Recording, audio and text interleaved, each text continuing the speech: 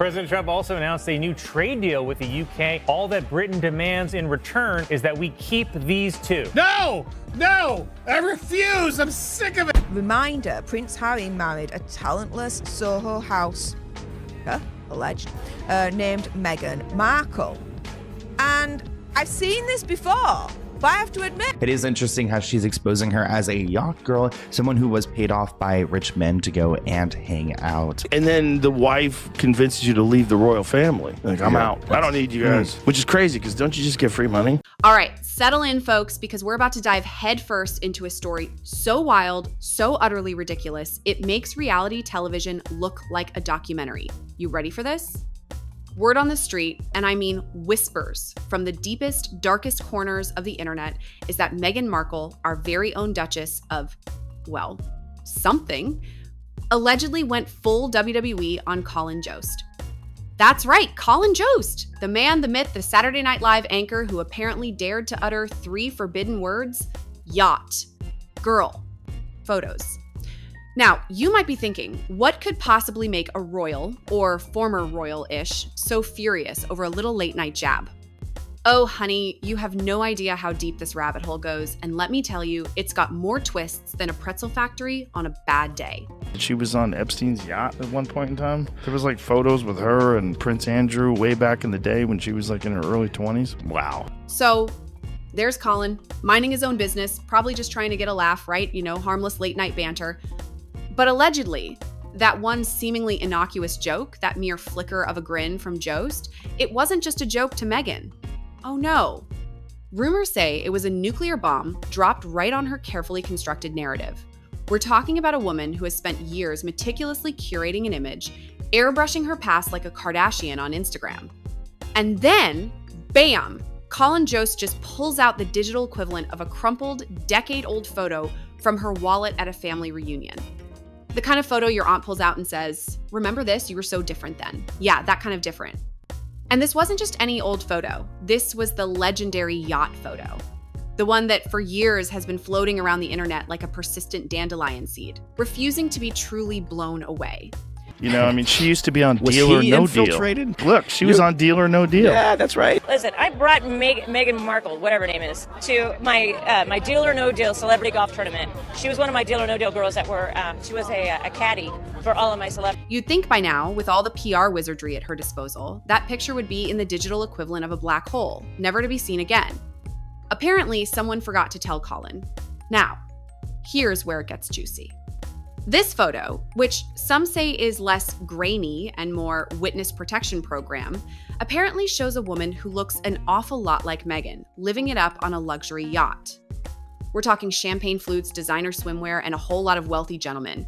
It's like a scene straight out of a reality show that got canceled because it was too real. And the timing? Oh, the timing was exquisite. It dropped online faster than a lead balloon after Jost's little quip. Suddenly, everyone with a smartphone became a digital detective. TikTok sleuths were zooming in on earrings, analyzing the angle of the sun, probably even trying to decipher the thread count of the yacht's towels. It was like a global game of, is it her or isn't it? And while no one's actually gotten a DNA sample from the woman in the photo, though I wouldn't put it past some of these internet detectives, the vibe was undeniable. Has suggested that the then Meghan Markle likely spent time with Prince Andrew and Jeffrey Epstein before she even met Prince Harry. Nasty, and says he feels sorry for Prince Harry because his wife is a lot to deal with. It wasn't just a picture. It was a ghost from her past, a specter rising from the deep, dragging receipts with it. And honey, these weren't just any receipts. These were the kind that make you want to crawl under a rock and never come out.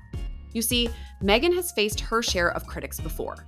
Too demanding, too dramatic, too American, all those vague accusations that could be easily spun into a narrative of a misunderstood woman bravely fighting the patriarchy. But this wasn't a headline you could dismiss with a carefully crafted statement. This was a meme, a punchline that spread faster than a bad cold in a kindergarten class. And that, my friends, is a whole different ballgame.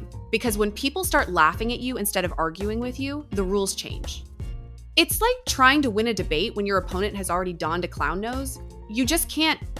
This kind of widespread mockery, this lighthearted yet utterly brutal public shaming, is way harder to erase than any scandalous headline. It sticks, it lingers, it gets shared with crying laughing emojis. It implies a certain level of inauthenticity that PR spin just can't gloss over. And that's the silent killer, isn't it?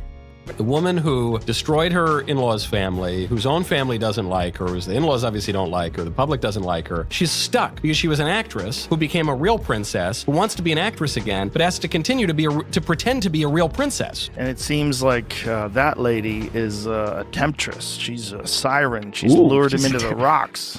And here's the real kicker that allegedly sent Meghan into a full-blown frenzy. She almost pulled it off. From Hollywood actress to activist Duchess, she rebranded herself with such speed and precision, it made corporate marketing teams look like they were still using abacuses. 1 minute she's blogging about green juice and affirmations, the kind of stuff that makes you feel simultaneously inspired and slightly nauseous. And the next she's sitting across from Oprah, spilling tea that could fill an Olympic-sized swimming pool about how silenced she was. The transformation was truly impressive, almost too clean. That's what made it powerful, but also what made it so fragile.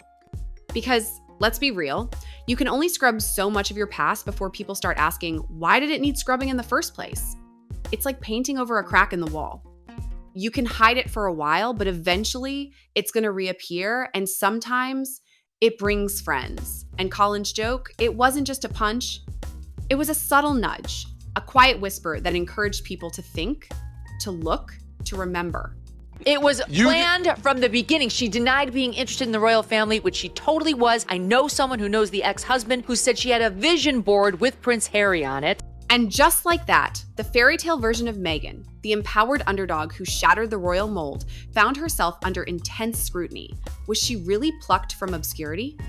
Or did she have a meticulously planned roadmap, complete with high-profile connections and behind-the-scenes access that would make a Hollywood agent blush? The word from inside the Sussex bubble is that Meghan didn't just get mad about the joke. She absolutely lost it. We're talking phone calls flying faster than paparazzi drones, frantic damage control attempts, desperate pleas to redirect the narrative. But allegedly, it was too late. The story had already mutated. It wasn't just about one photo anymore. It was about everything that photo represented. Because perhaps, just perhaps, Meghan's real talent wasn't acting at all. Whispers suggest it was curating. Building an image so flawless, so aspirational, that people forgot to question its origins. It's like a perfectly wrapped gift. It looks amazing on the outside, but you have no idea what's really inside until you tear away the paper. And that's the thing about PR perfection.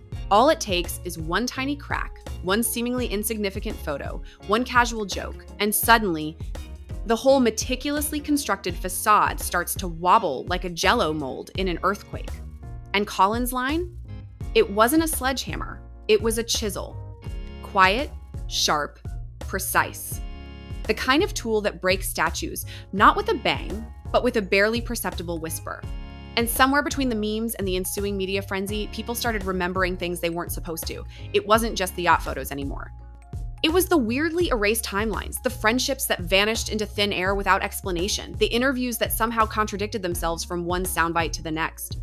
Suddenly, Meghan's carefully crafted origin story, the one about a girl who worked her way up from cable television to marrying a literal prince, was being dissected frame by frame.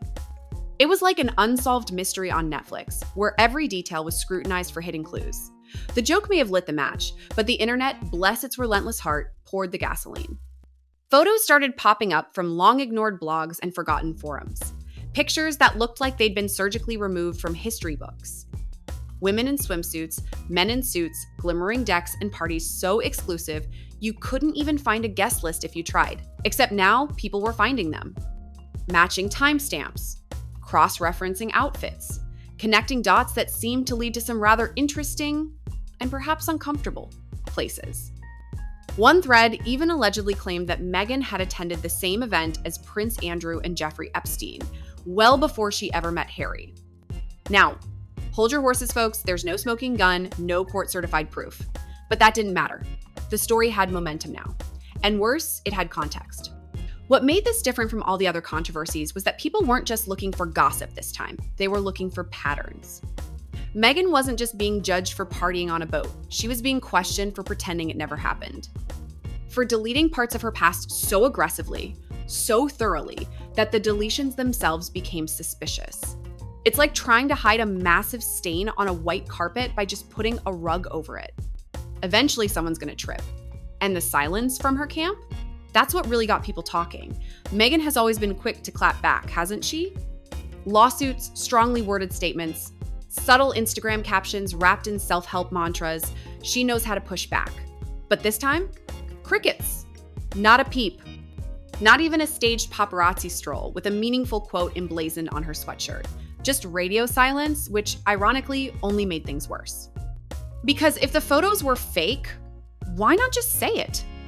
If the joke was cruel, why not condemn it?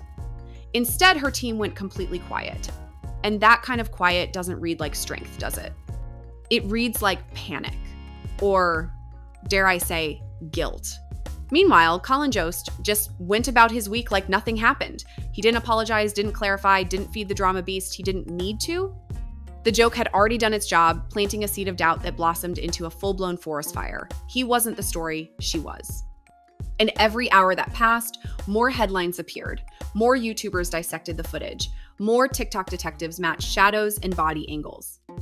But the scariest part for Meghan wasn't the resurfaced photos or the endless internet noise. It was the shift happening behind the scenes. Hollywood started watching. Not just fans, not just trolls, but brand managers, event coordinators, corporate sponsors. The kind of people who smile sweetly to your face while quietly, almost imperceptibly, removing your name from a short list. Meghan had always walked that precarious tightrope between celebrity and royalty, leveraging both when it suited her. But now, rumors say she was becoming something far worse than controversial. She was becoming unpredictable. And in Hollywood, darling, unpredictable doesn't get you booked, it gets you ghosted. One entertainment insider allegedly whispered that her name had been pulled from a major speaking engagement at the last minute, not because anything was proven, but because of what might still come out. That's the brutal truth about reputation, isn't it? It's not about truth, it's about risk. And when your entire brand is built on empowerment and authenticity, a single whisper of inauthenticity can collapse the whole damn thing.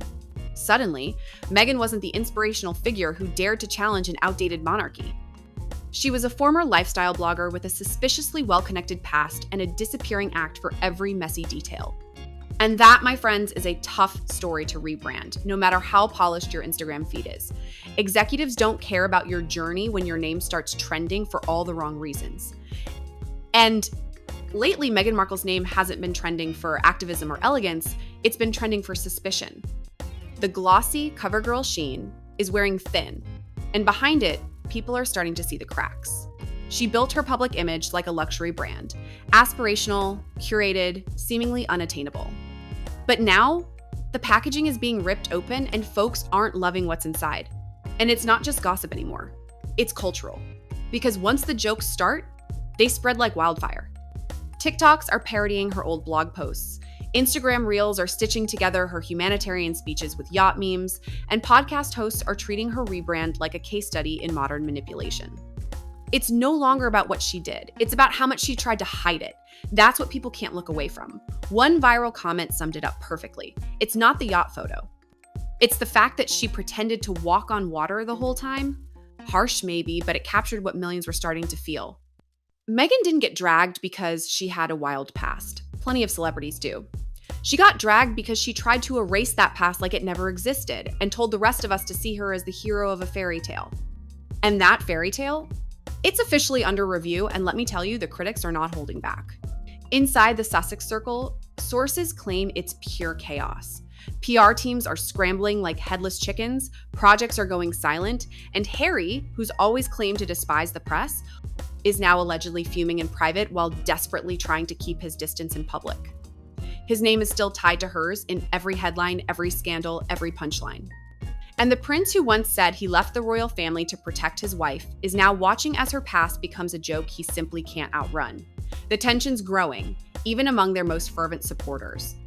Some still defend her, insisting the scrutiny is unfair, rooted in misogyny or racism, but others are going quiet, not because they've turned against her, but because they don't know what to say anymore. Her defenders used to have an arsenal of ammunition. Now all they have is awkward silence, and silence, my friends, is contagious. In Hollywood, silence usually means one thing. You're being phased out, quietly, painlessly. Meghan's name, once used to sell brand deals, to headline panels, to boost ratings, is becoming a liability. Too many questions, too many contradictions, not enough answers. One major talent agency reportedly passed on a new partnership, citing brand inconsistency. Translation: they don't know who she is anymore, and neither does the audience. And that's the brutal truth. Meghan was never just famous because she married a prince. She was famous because she marketed that fame like a master. She turned her royal life into a brand, a movement, a product. But once that product starts looking fake, people stop buying. And when they stop buying, the machine grinds to a halt. It doesn't matter how many documentaries she puts out, how many motivational captions she writes, or how many royal exposés she stars in. If the foundation doesn't feel real, none of it sticks. And now, with Colin's joke cracking the surface, everything buried underneath is starting to leak out. So, where does she go from here? That's the million-dollar question, isn't it? Because you can't rebrand your way out of a past that keeps showing up uninvited, and you can't silence a culture that's already moved on from your version of the story. Once the internet starts laughing, you're not a narrative, you're a meme. And the only thing harder than controlling a meme is outrunning one. What do you think will happen next?